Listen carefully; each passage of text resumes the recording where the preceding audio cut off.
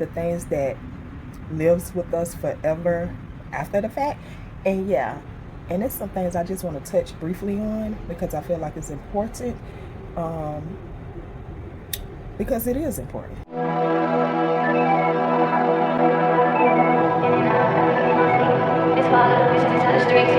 You can't ever get with me. Follow my dreams, made a reality. In and out, barely getting on sleep.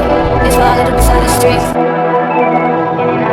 Hey beauty cuties, it's your girl Boss Beauty. Welcome back to another video, and today I want to talk about the effect of being molested, the aftermath of what molestation does to one's mental, the things we have to go through after the fact, the things that lives with us forever after the fact. And yeah, and it's some things I just want to touch briefly on because I feel like it's important, because it is important, Yeah, so we just gonna touch on a few of those things. And the first thing is, for the people who saw my part one, I'm not sure what part you saw in part one, when I spoke on the pastor. My grandma pastor used to come to the house and fix things for her, and then he would watch me and do whatever he wanted and leave me money. Well, in that moment, I guess maybe the first time, who knows when, did it settle into my bloodstream to make me pump greens, because if it's not about $1, I ain't gonna holler. And that is one of the things that it did to me. Like, he used to leave me money, and now I will not deal with a man if he do not take care of me, if he do not provide, if he do not look out for me. Like, it's non-negotiable. It's non-negotiable. Like, if you don't have this, ain't no this. And that's just what it is. And I know that may be sad and it may not be right, and in reality I really don't give a because it's really not my fault. So I really don't give a, not being funny, not to pat myself on the back and not to brag, but it's something that has been following me since I was a child. I always have attracted men with money, men who could do for me, men who don't mind doing for me, good free-hearted men. And if they wasn't free-hearted, they was free-hearted with me, because I just have that effect on people. And it's been like that since I was clearly a little girl. And so it's very hard for me to get out of that, and I would never want to get out of that, because if it's a man that's I'm in a relationship with, he need to be seeing about me, he need to be providing for me, he needs to be doing things for me, because that's what you're supposed to do. What the I just don't care for the reasoning how I felt like it started happening to me. Now, I got to go back and let you know that, remind you that I had a daddy, and I was my daddy's only child, and he spoiled me, right? And my daddy spoiled me, so he laid definitely a foundation down for how I was supposed to get treated by men. As I was a child, he used to get on me about washing dishes. I couldn't leave a dish on the days me and my step.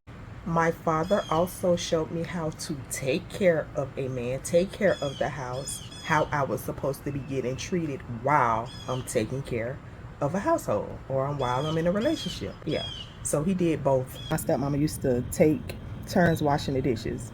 She had 3 nights, I think I had 4. And so if I left one dish, I could have washed the dishes.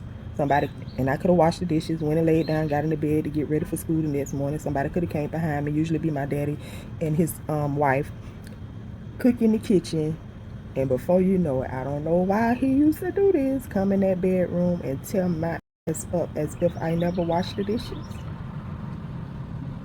That happened a couple of times. I don't know if they was drunk, high, I don't know what was going on. Yeah, I just know it went wrong. Making the bed, he taught me how to iron. My daddy taught me how to do a lot of household things, per him and my grandma, but I remember my daddy teaching me how to do a lot of household things. My daddy even taught me how to bathe my body. My mama was living, I never bathed myself, right?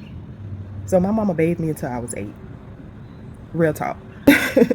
With that, one day my mama wasn't home. My daddy came to, I guess, I don't know, he was seeing what was going on with his child, and I was at the house with the babysitter, and he put me in the tub to get me ready for school because my mama wasn't there. And my daddy politely taught me how to bathe my body, told me what to bathe first and what to bathe. And I'm a female and he a man, so I don't know how he figured that out, but those lessons today, I still bathe the way my daddy taught me how to bathe. Now, with that cluster of information, I was my grandmother's, my daddy's mom, only grandchild. She had 2 other kids. No one else had children. My daddy was the only one who had a child, and it was me. So I was spoiled, not just from my daddy, from my grandma and my 2 uncles. My daddy was very much involved in my life. My daddy was he was very active with me. Very, always been there. Always.